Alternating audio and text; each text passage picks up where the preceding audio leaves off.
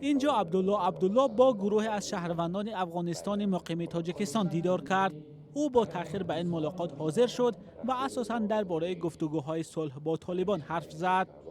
نکته مهمی برآمد عبدالله این بود که کشورش در گفتگو با طالبان برای حفظ دستاوردهای 19 سال اخیر ایستادگی خواهد کرد. نقطه پایان برای رنج و مصیبت مردم افغانستان ناشی از جنگ برای شاهد باشیم. انشاءالله مردم افغانستان شاهد باشند که آرزوی همه مردم افغانستان.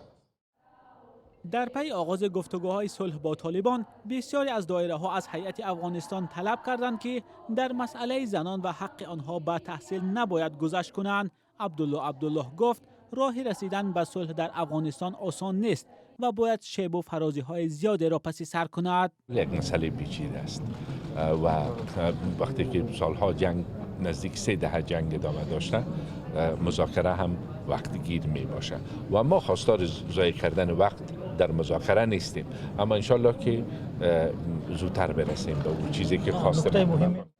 عبدالله روز 21 دکبر در رأس یک هیئت بلندپایه به دوشنبه پایتخت تاجیکستان وارد شد. رئیس شورای مصالحه ملی افغانستان در 2 روز با رئیس مجلس نمایندگان، وزیر کارهای خارجه، سروزیر و رئیس جمهوری تاجیکستان دیدار داشت. سفر عبدالله به تاجیکستان در حال صورت می‌گیرد که تلاش‌ها برای دست یافتن به سازش صلح و پایان جنگ در افغانستان در این اواخر افزایش یافته است. دوشنبه رسمی همواره گفته است از روند مذاکرات صلح بین افغانی استقبال می‌نماید.